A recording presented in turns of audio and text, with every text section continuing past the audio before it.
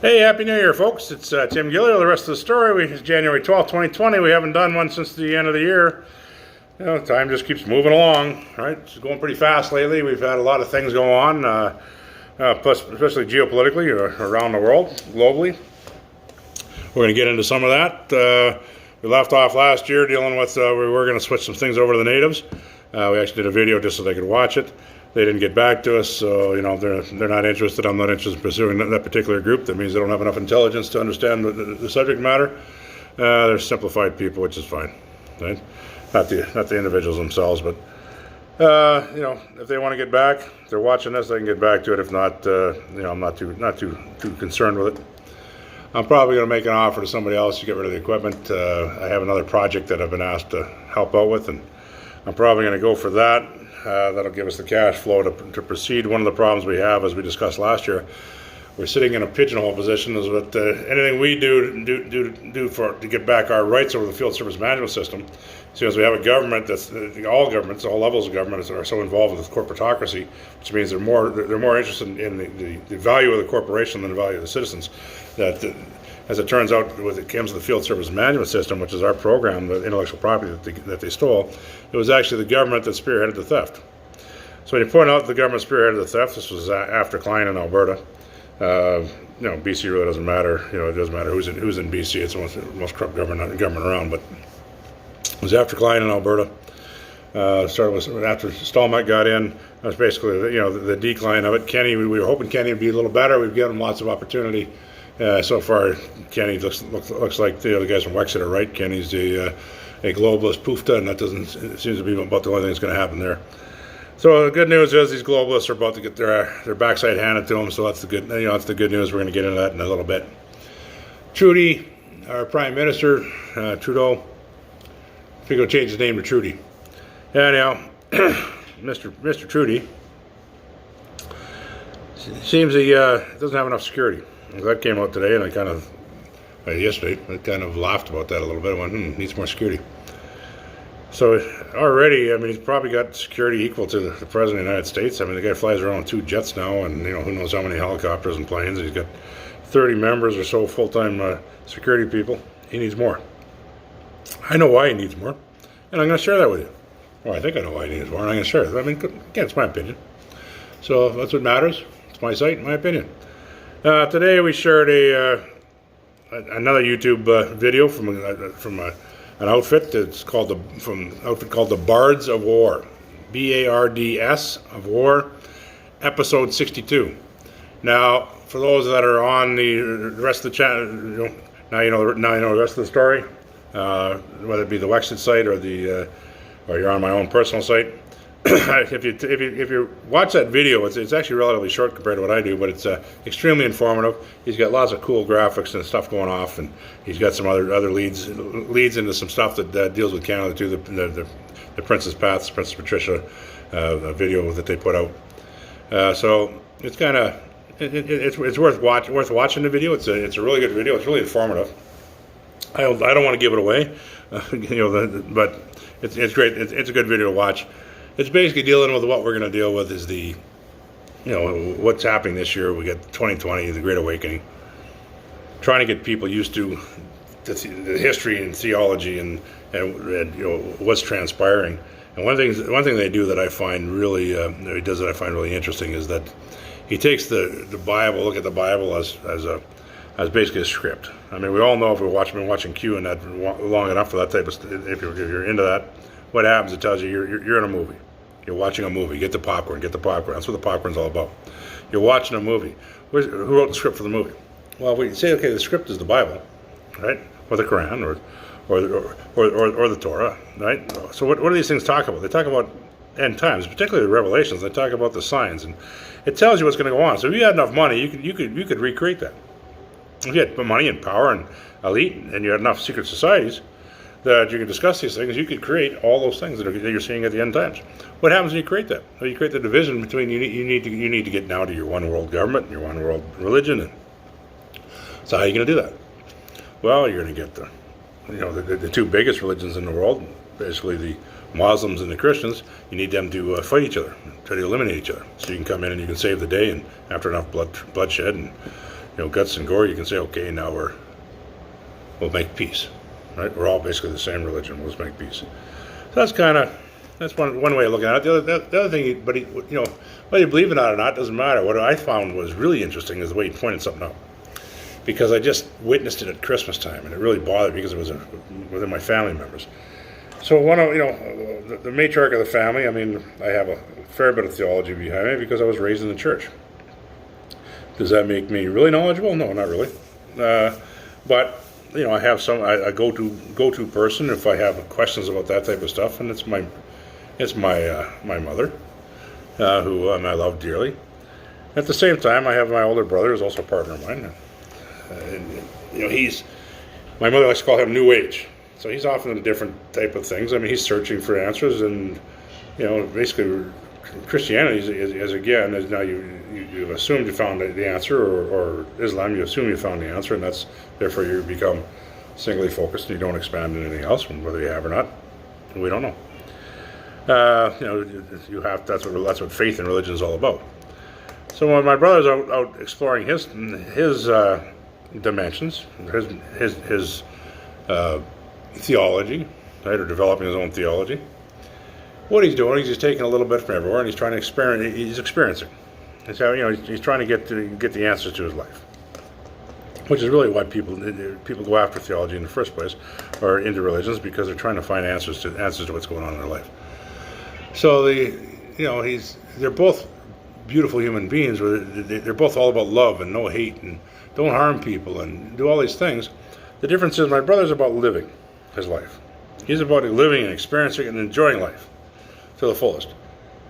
My mother, who's a Christian, is falling into the same trap. That's what it points out, is the same trap that so many Christians see, because they can see what Revelation is telling them the end times are coming. They're spending more time getting ready, dying, than they are living. They're looking forward to death. They want to die, because the reward is when they die. The reward is they're going to get kicked in the ass if they die, because the problem is that God wanted you to live. He didn't want you don't know when the end times come. You don't know when the last minute comes. So if just put yourself in the place of God, in the place of Jesus, and I'm standing in front of you and said, "Oh man, I died. Awesome, I'm here." But you never lived. I sent you there to live first.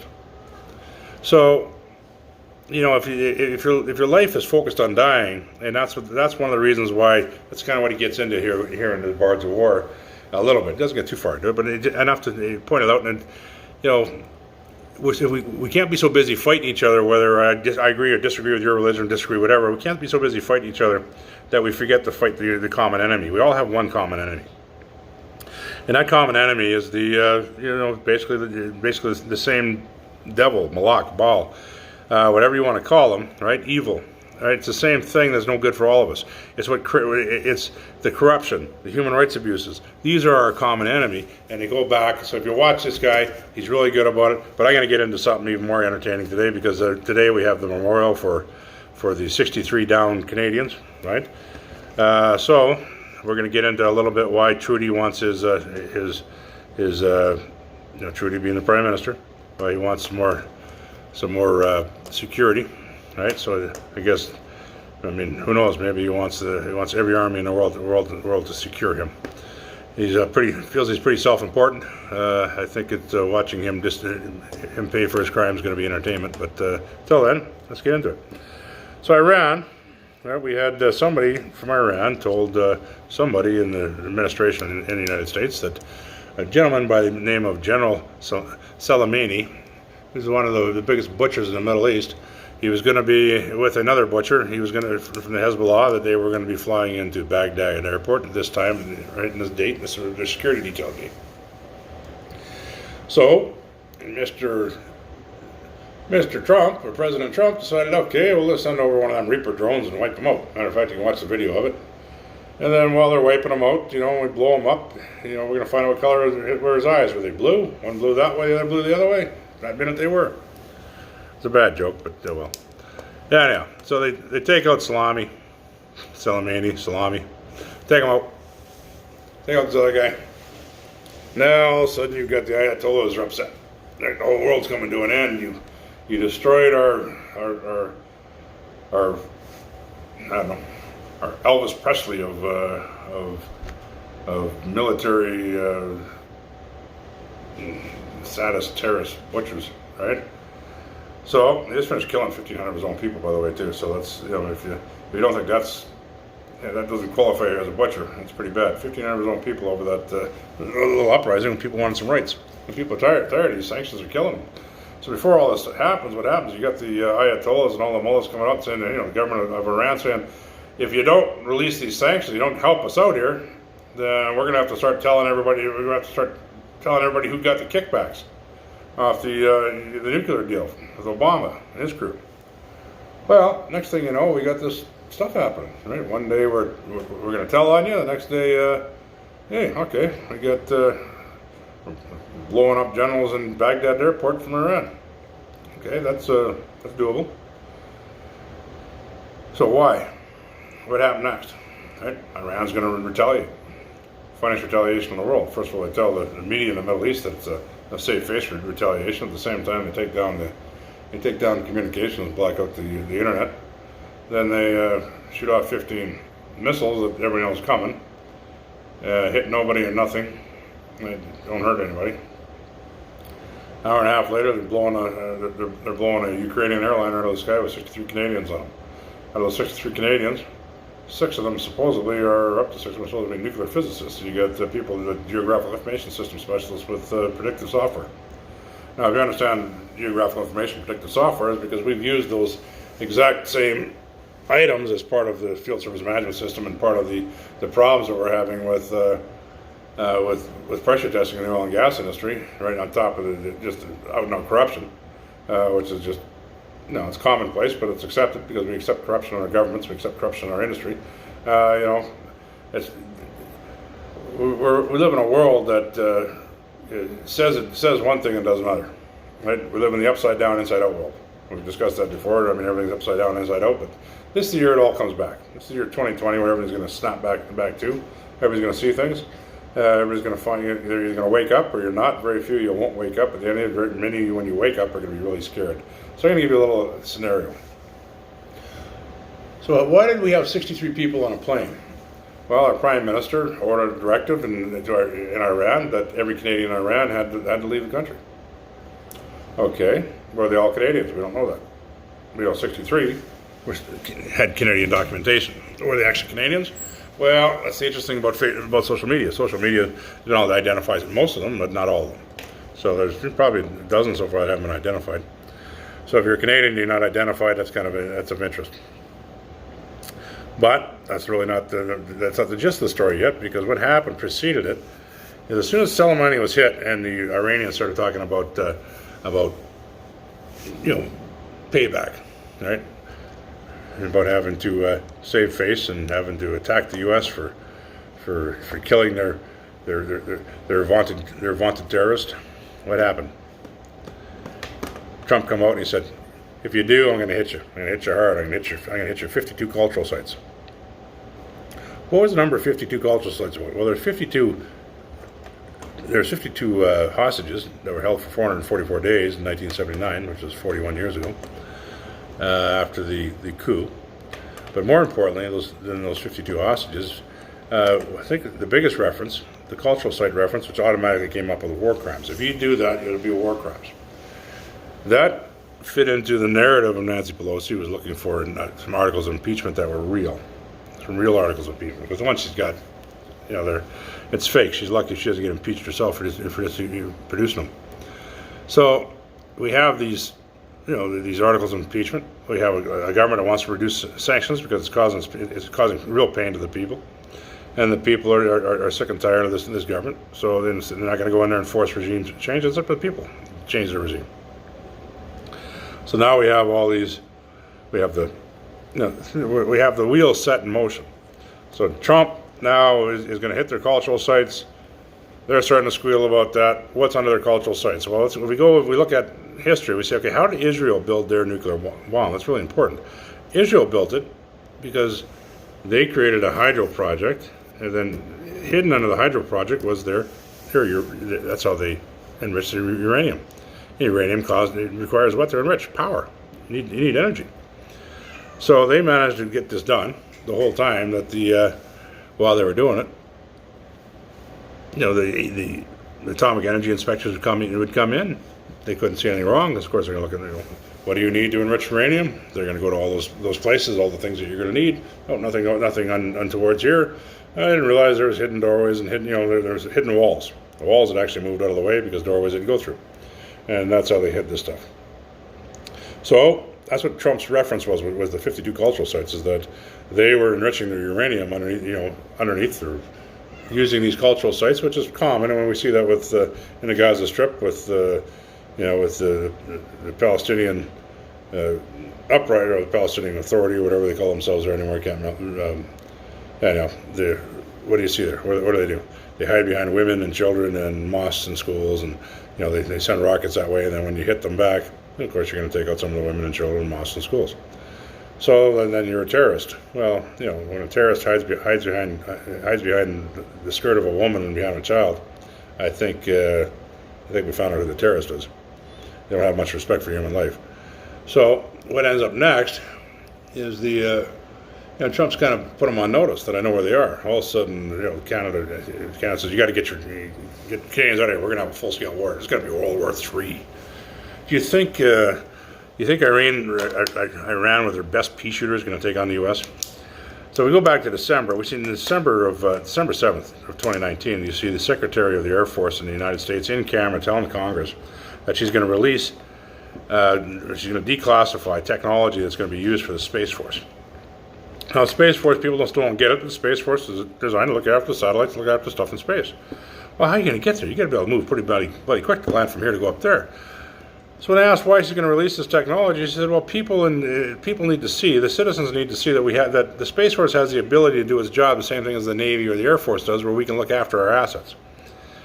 So she's talking about probably some sort of very fast weaponry, or very fast aircraft.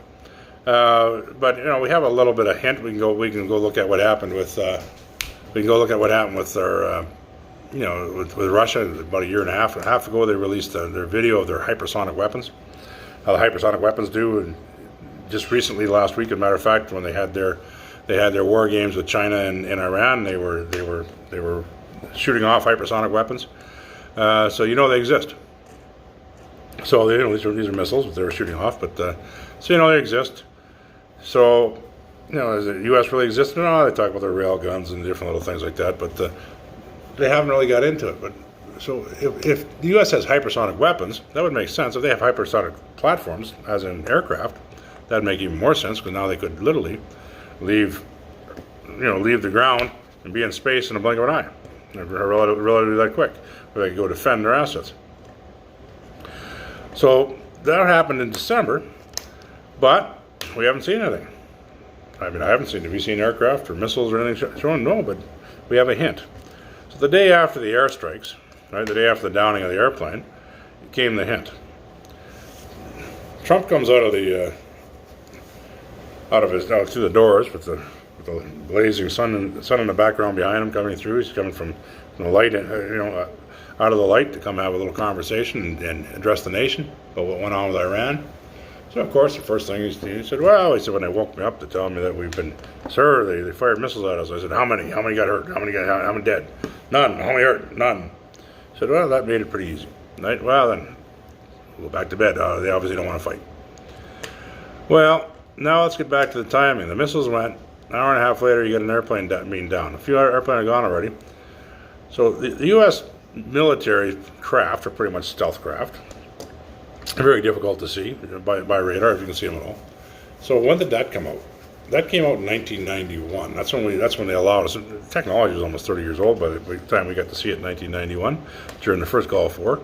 And what did it do? It totally decimated, totally destroyed Iraq. It took the communications, their command structure, just annihilated it before they even had a chance to even try to figure out what they're doing. They're shooting blind in the sky because they couldn't see what they're shooting at. So that's kind of the problem with, they know that when the U.S. is going to come after them, they're going to be blinded. They're not going to be able to see their technology, see the planes coming. Not technology, but the planes coming. So planes or the cruise missiles are coming, but if they're stealth, you're not going to see them. So what are you going to do? You're going to use people with eyes. Be looking up at the sky, watching. Okay, here they come. Okay, They're coming at this point. Checkpoint Charlie. So that, no, boom. Okay, there's going to be ETA from here to there. So now you know when to tell the Ukrainian aircraft to take off, right? Now, if the U.S. were to blow up a bunch of nuclear scientists that were Iranian, would that matter? Yeah, they might squawk and squeal a little bit, but really, the world wouldn't pay too much attention. But they blow up a whole airliner full of people just to kill off some Canadian nuclear scientists. Oh, the whole world's going to pay attention to that. That's serious. I mean, Canada's going to be screaming up and down, war crimes, you killed our people, right? Oh, Trudeau, we get that great actor Trudeau himself. He's going to be out acting that one up. So the problem was that there's no counterstrike. What happened to the counterstrike? What made Iran think there was going to be a counterstrike? Why was there a guy sitting up there filming the sky right where they were watching this uranium aircraft get hit by these missiles and then crash? Why was he filming the sky? Was he, looking for? I don't know what he's looking for, right? So they're filming the sky for no apparent reason because he decided to film the sky. You release this on cue right away. Look, I got a picture of it.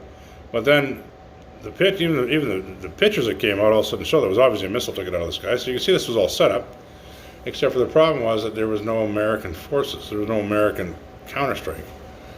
So the Americans are supposed to be bombing the airport, making a counterstrike, and they could blame it on them and say they went out of their way to do this on purpose. It wasn't an accident. It wasn't wasn't in the fog of war. This was they purposely did this. Now what happens is Nancy Pelosi would have a real article of impeachment.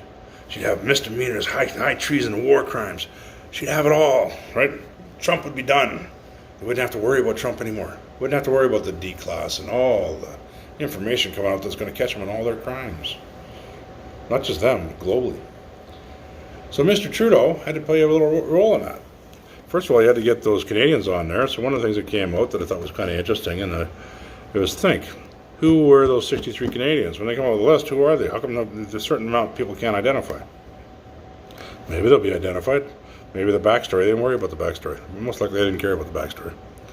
The backstory, the whole focus was that from that point on of that shoot down was supposed to be Nancy Pelosi screaming and yelling, and Canada screaming and yelling, and the world screaming and yelling, all the globalists, Macron and all the rest of them screaming and yelling, war criminal.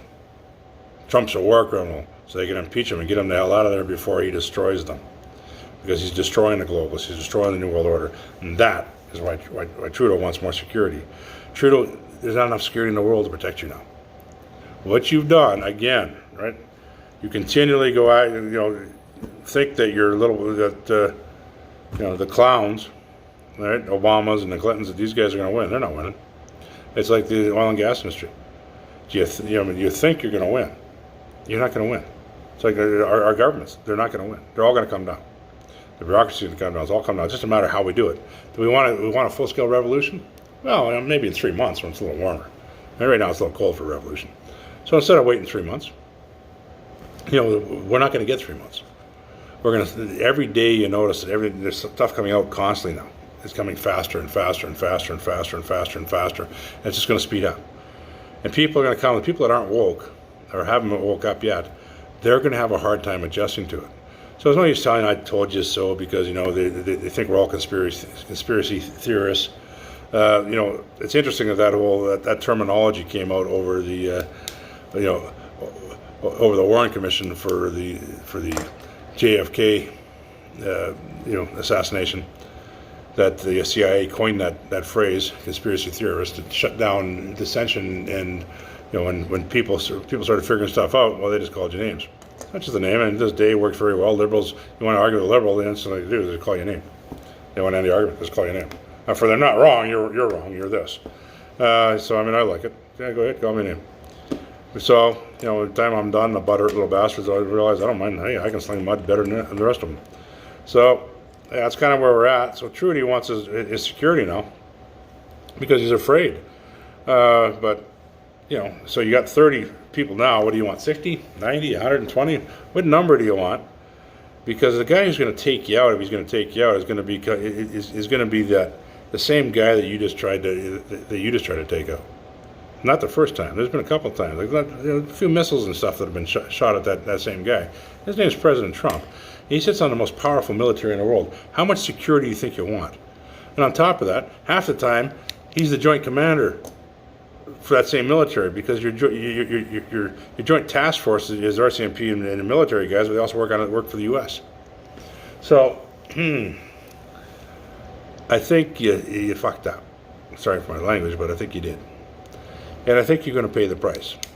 And I think you should pay the price, because I've seen what you've done to me and other people, particularly in the West. And I think if we could figure out how to execute you and bring you back to life, I don't know, a couple million times. Make sure it's really painful each time. I think that would be perfect. I think that would be justice. We can't get to your dad, but you know what? There's a guy who got to your dad already. He's down there. He's pretty toasty. Anyhow, that's kind of where I come from. So that's where we're looking at. I mean, that's my take on what happened in Iran. So today, you know, Trudeau's there mourning the 63 people that got killed. I mean, a lot of good, innocent people got killed. You know, they were pawns in a game. So that, you know, the elite, the ones that would like to see the revelations come to fruition, so that they can execute the rest of us and then go ahead and do as they please, which they do anyhow. They're just so vile and evil that they can't find anything to make themselves feel good. So that's where we're at with these, you know, today. You know, over this, before the end of the month, more things are going to come out. You know, next week we're going to have the articles of impeachment are supposed to get delivered. We'll see if they actually do. The ones they do get delivered down in the States, well, you know, I don't think they're going to take more than a couple of days to go through. You know, Trudeau or Trump, sorry, would like a full trial, because then they could start introducing all. Could you imagine all the people they could call as witnesses? They could expose the whole. They could expose everything that's gone on for the last 2,000 years just by calling all various witnesses. But we'd never get to the end of it. You know, they have 140,000 sealed indictments. You know, the word, of course, is that the first major sealed indictment that comes out. You know, we've talked about some of the other ones where they dealt with putting the new president of Mexico in his place by taking out his top police officer, right? The one in charge of the police in the military when it comes to the drug cabals. I think when the top, you know, what they're saying, when this first one comes down, it's going to wake everybody. It's going to be shocking. So I kind of can't wait for it. You know, I know it's not Trudeau. He's kind of safe there. I mean, he's really still pretty much a small fish. He's harming Canada. He's going to get taken out very quickly. So are the Liberals, because unfortunately, the immigration policies they have, they're bringing in terrorists. The U.S. can't afford to have a northern border where they have to build another wall, right? I mean, it's getting that bad. Wexit, the way that's lining up, I mean, all of a sudden, if you live in Claire's home over here by Grand Prairie, by me, all of a sudden you're gonna get what, 100,000 new terrorists living next door. You got countries now around the world, so you know, even in Europe now, they're starting to take these immigrants and starting to send them back, right? If there's safe havens in your country, then now you need to go home and rebuild your own country. And I think that's the way it's when it's all done. We're gonna have no choice. You know, it's especially when we're dealing with dissimilar religious beliefs, right? And people that don't have any interest in working or contributing to this society, that they're just gonna have to go back to where you come from. That's the idea behind the Great Peace and getting rid of these people. It's not because there's anything wrong with them. And I've worked with a lot of Muslims that are hardworking people, and I've had lots that I called friends. I got no problem, man. Matter of fact, I mean, I would have never seen a belly dancer if it wasn't for my Muslim friends. It took me here. Let's see what belly dancers do. Thought that was kind of funny, right? Right? Well, I didn't think it was funny. Just it's interesting, right? I would have never seen one. I would have never gone out of my way to go to watch a belly dancer. So I went to restaurants that had belly dancers. So I thought that was kind of cool. Ate food that I would have never tried, right? And hey, you don't get my size, you don't like food. I like food. I like trying it all. So, you know, it's I've had good experience and bad experience with everybody. It doesn't matter if you're white, black, pink, green, native, non-native, Muslim, Hindu, whatever. Pick one. Shinto. Non-religious, doesn't matter what you're, a Christian. I mean, I've had good and bad in everything, in everybody. So hopefully, folks, this year here, if you're having any problems when you're waking up, right? And those that us, most people are going to watch this are kind of pretty much awoke already. We're going to have our guys from the oil and gas industry that aren't. I've got away from so much to do with the field service management system now between the industry and the government, and more to try to wake them up. I mean, it's like I said, the idea isn't to be angry or hate anybody. Right? The idea is to try to help as many people as you can. And most people are they'll abdicate or obfuscate their responsibility because they want to feed their children. I mean, don't get me wrong. I mean, it's nice to be able to pay your damn bills. I don't know. I've had people paying mine now for quite a while since I've been in this fight. But it's nice when you can pay your own damn bills. You're not having to sell everything you own. But that's coming to an end. Right now, one of the things I'm pretty much assured of is that there will be a little bit of payment back. But we have there'll be a new monetary system coming soon, probably within a year and a half max. I think it's going to come quicker than that. But we're going to see a lot of changes. And those changes are they're going to be a little scary at first, and then after that, they're going to be basically it's going to be freedom. As human beings, we're going to be freer, and that's where we need to be. And we'll go from there. We'll see what's around. I think I'm looking forward to see what technology is, but I'm kind of a technology junkie anyhow, so I'm kind of looking forward to see what they come up with. We were dealing with wireless technology back in the '80s when computer systems for everybody else they still thought they were either IBM's Big Blue, or they were our buddy with can't even remember what it's called. Steve Jobs' company. And that was kind of the technology most people used to back then. I got lucky. I kind of got thrust in some different stuff. So I've had an interesting time. I've got to learn a lot of stuff, see a lot of stuff, and I'm looking forward to learning and seeing more stuff. I'm hoping that that when this is all done, that we come out the other side and we love each other more, and we live in a much happier place where we get back to looking after family, looking after each other, and quit having to fight all the time, trying to scrape just to make a living. So, hey, if anybody's having problems, you got to look after each other. No, I told you so. I mean, I'm having a hard time not saying I told you so, because I can start seeing things happen. Some guys say, well, you'd make a lot of predictions and none of them come true. Well, if none of them come true, then I guess you wouldn't know about all my predictions, would you? So, I like generality statements. So it's coming from the Conservative Party, by the way. There's somebody in there that's a little bit butthurt because, like I said, what you guys have done with Scheer, you took a decent honest man. Yes, he was like milquetoast, but you took a decent honest man and you basically excoriated a guy for no reason. So shame on you. They don't like to be shamed. Anyhow, folks, this is it. I'm going to make this thing. That's the end of it for this year. I don't know if I'll do another one here. Probably in a week or so. We see what happens. I want to wait till the end of this impeachment thing and see what happens. I'm looking forward to the Durham report, and looking forward to these indictments starting getting unsealed. There's a lot of people out there that got what's coming to them. They deserve, and a lot of them people live in Canada. When Trudeau goes around telling everybody we're close, very, very close. He has to parrot it, and I pointed this out to them too. I mean, I don't mind making fun of them to their face. So, we're close. We're very, very, very close to the United States. Well, that's his parroting point, because every time Trump goes out with you're two-faced, well, we know he's two-faced. So that's it for today. All right, it's a little bit different stuff to talk about.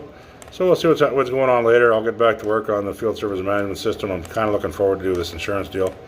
So I kind of want to get this field service management system put to bed for a while, until really it's at the point now until all this other stuff happens, and our society has a little bit of change before we're going to see any results to it. If not, I'm going to have to find the money anyhow. So that's where we're at. You guys have a wonderful day, and I'll talk to you next week sometime.